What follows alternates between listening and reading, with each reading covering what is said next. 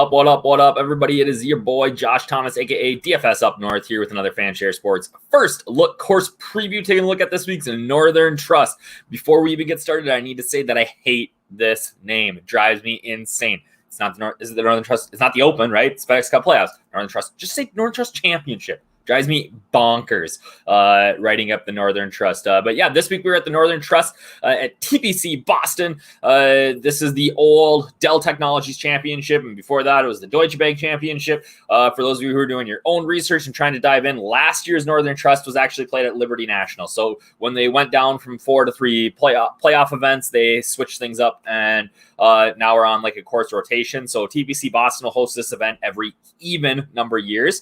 2020 being an even number of year, we get TPC Boston this year, which is a really fun course, one of my favorites. If you guys used to play the Tiger Woods games on EA Sports back in the day, one of my favorite courses to play on there. And then in the odd number of years, it's going to be somewhere in the New York City area. So like last year was at Liberty National. And obviously there's a ton of great courses there that you can play. So like, yeah, the Northern Trust, again, it's going to drive me insane. Northern Trust Championship. I'm just going to call it the championship. Who cares, right? So we are there this week. Just a recap on last week, man. We were so close to calling the winner here in this preview video. Had Billy Horschel along with, everybody else. And congrats to the Herminator, Jimmy Herman. I said in the other site that I work for, in their Slack chat earlier in the morning on Sunday, that Donald Trump would have to essentially deport every single person that was near the lead for Jimmy Herman to win. And the guy absolutely 110% proved me wrong, and good for him. I couldn't, a guy who, he's had 3 top 25 finishes in the last, 5 years, and they're all for wins.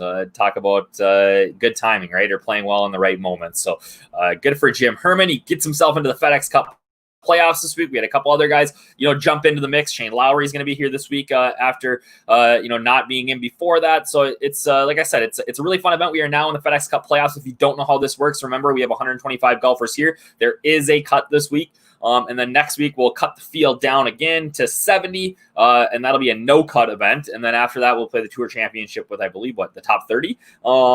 And they have their weird, funky scoring, which isn't as much fun for DFS. But so we really just have 2 awesome weeks of DFS left here before we kind of get into the fall swing. But then, lucky for us, we get the U.S. Open here in September and the Masters in November. So while, a lot of times we're kind of taking a break from golf at this time of year, or getting ready to take a break from golf, and once the fall swing comes around, now we're going to keep it rolling and really have some big events here for the next couple of months, which I am super stoked about. So let's get into it. Let's talk about the event this week, the Northern Trust. But before we do that, just a quick reminder of all the stuff that we have going on at Fanshare Sports. If you are not a Fanshare Pro member, you can use the code JOSH for 20% off. We have the new and improved lineup generator, the course suitability metric, which is crushing it, that form guide by DK DFS Strength, which is something that I use heavily every single week to get mostly just to get a good idea of kind of who's trending in the right direction. And that right there is worth the price of admission. We got my Taking the Pulse GPP article every week, where I kind of break down what the ownership looks like, right? So what's gonna happen with with ownership, who's going to be highly owned? What's that look like for lineup structuring? Is there anybody that maybe is not projecting high owned that could be? And how do we gain an edge that way? Or at least what's the perceived edge that we can gain? That doesn't always work out. You look at a guy like Webb Simpson last week. The edge was to fade Webb Simpson at the Webb Simpson Championship, which is a really hard thing to do, right? But if Webb doesn't finish in the top 5 or top 10, he's probably not paying off his salary. But what did Webb do at the Webb Simpson Championship? Finished in the top 5 and really paid off that salary. So we kind of break down all those scenarios there. We look at, Lee's under the radar value plays, always so good. That showdown model, that's up every night. If you are playing showdown, you need it. I used to have like 48 tabs open on my computer and going back and forth and looking at things. Well, Lunas has it all in one spot, which is awesome, super fun, and super easy to use and super easy to identify the right plays. So, and then, on top of all this great content, right, we have the best ownership projections in DFS, bar none. The content that everybody else likes to steal. So that's a story for another day. TPC Boston, par 71, 7,342 yards in Norton, Massachusetts. In things to know on the PGAtour.com website today, they talked about how Norton only got its first traffic light in 1997. Didn't include that here because I don't think that's very important to know, but now you do. Palmer Design in 2002, and then in 2006, I believe they brought in Gil Hance and Brad Faxon. This was one of Gil Hance's really first big redesigns. They played this course 2003 to I believe 2007-ish on the original Palmer Design, but Hance came in and really just made it more of a PGA Tour stop. And this course has had work done to it almost every year between 2003 when it was opened and 2018. And then over the last year, they've actually done quite a bit of new additions as well, just because they didn't have a golf event here last year because there was on the rotation. So they were actually able to come in and add a few more bunkers, a couple of church pews in the middle of the fairway, which are always tough, and make this course really tough. And we're going to talk about that in a second. We are back on bent grass greens this week. So bent grass greens and fairways and bluegrass and rye in the rough. So it has been pretty dry up in the Northeast outside of, the hurricane coming through. But I don't think it's going to play very lush. I think it's going to play pretty hard, pretty firm is my guess. And with it being pretty firm, the average green size only being 5,200 square feet. These are smallish greens, and they are a lot. There is some like bold greens, but it is. There's a big premium I think this week placed on not only hitting greens, but getting yourself not just in the fairways, but on the right side of the fairways, right? There's a ton of sand bunkers. There's a couple of holes that have sand bunkers that run across the entirety of the fairway on a par 5 that make you choose between, hey, can I carry this bunker? Or do I want to lay up and kind of have like a blind shot into an elevated green? That's the one thing I really do like about this course is that there is a lot of decisions that you're going to have to make. Do you want to drive this green? If I drive this green and I miss it a little left, I'm in this huge bunker complex that I'm going to struggle to make par out of. There's a lot of risk reward here, and that's I think always a sign of a really fun and good golf course for especially for PGA professionals who can from 350 yards put it within a foot of where they want to. The other thing that it makes it important for putting yourself in the right spot in the fairway are these chocolate drop mounds. It's these big mounds. They call them these chocolate drop mounds. These big mounds that kind of go in the rough in the fairway. And what they put them in for was instead of bunkers, right? And off the tee, it doesn't look like they are going to be that difficult to play off. If even as you get close, they don't look like, oh, if I end up in there, I'm okay.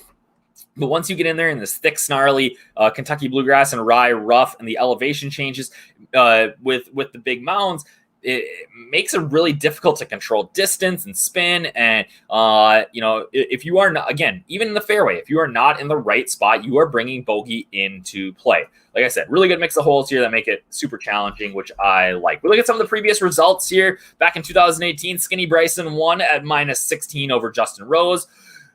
Justin Thomas beat his good buddy Jordan Spieth at -17. Rory beat Paul Casey. Fowler beat Stenson. You just look back at those 5 years. That's a who's who of golf, right? And I really think that we probably see that again this year. We have had some sort of oddball winners, guys like Chris Kirk in 2014, Henrik Stenson, obviously a stud, McIlroy a stud, Webb a stud, Charlie Hoffman maybe a little bit of an oddball winner. But we also need to remember that as we go back further here, we were talking about 4 playoff events, and what happens in that first playoff event a lot of times is that the guys who were at the studs at the top didn't need to play the first playoff event because it really had no bearing over what they were going to do in the Tour Championship. Now that we cut it down to 3, we do see a little bit stronger field here than we have in the past.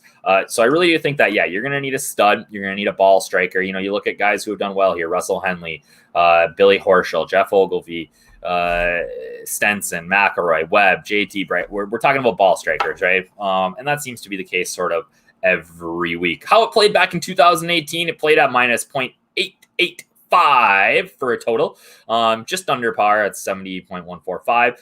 Again, I like it that it's, you look at the beginning here, it's starting on 1, right? You get a pretty good, pretty easy start here.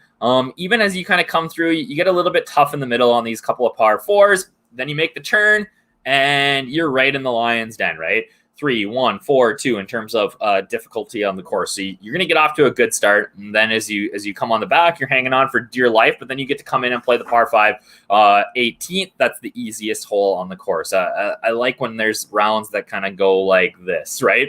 That's a lot of fun. There are big numbers out there. There's 87 double bogeys back in 2018. You get yourself into the water here. You get yourself into the long grass. Even in some of these bunkers, you are absolutely bringing a big number into play. As we look at kind of the average scores here, like I said, minus 0.48 over the last 5, 6, 7 years here is what the average score is. So about a half stroke on a bar. I think it's going to play a little bit tougher this year. 17, 18 has kind of been the average score overall for the winner. I think we see it more like 13, 14 this year. It's not going to be as big of a birdie fest. Driving distance. That's another thing that's really interesting about this course is in my database, I have it as 47th ranked in driving distance at 282. And the reason being is that you are going to be forced into layups a lot. Yeah, there are a couple, I think, 2 drivable par 4s here if you want to risk it. But a lot of these holes with the bunkering and things like that, you're going to be hitting through. There's even par 5s that you're hitting 3-wood off the tee at. So you're going to have to use your whole bag here. And again, it comes down to being a good ball striker. 65% driving accuracy, 67% greens regulation. That's pretty standard. Birdies, 3.7 per round, pars. Everything else is fairly, pretty standards. Let's see if there's an edge here in strokes, right? Not a lot of rough strokes per round. Again, it's not that the rough isn't there. It's that we're seeing guys have to really club down to avoid it. And because you're not seeing as much rough strokes, you're going to see a lot of longer approach shots. Even, 71, 73, 42, par 71, 73, 42 yards. It's not that long, but you're going to see these long approach shots because guys are laying up off the tee, trying to find the fairway so that they don't have to hit it out of the rough. There is a lot of sand on this course. Like I said, 16th on my sand strokes per round, 1.4. And then, with the small greens, right, we always see a little bit less emphasis on putts per round, and we see a little bit less emphasis on putting in general on these small greens because everybody's kind of dealing with the same thing. So putting's not necessarily something that I want to target a ton of this week. Some of these guys, Boston history, what they've done here over their careers. Obviously, Bryson has played here twice and done pretty well. Big Abe, Big Abe done well. Matt Jones popped off here. Ricky has done well here. I really like Ram this week. I think he's super interesting.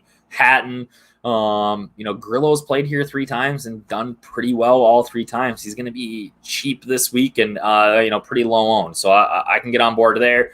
I try to see a little bit bigger sample size than 1 if I'm looking for a guy like that. Like, hey, this is actually maybe a guy who plays well on this course. So, so I thought maybe the other way in, since we don't have a ton of history at TPC Boston, the other way in for looking at guys this week was who plays well in these strong field events. I looked at the last 15 strong field events and sorted by average DK points. As normal, you got your studs at the top and Rory, Koepka, Ram. But what I'm looking for is anybody that, maybe jumps above their weight class here, right?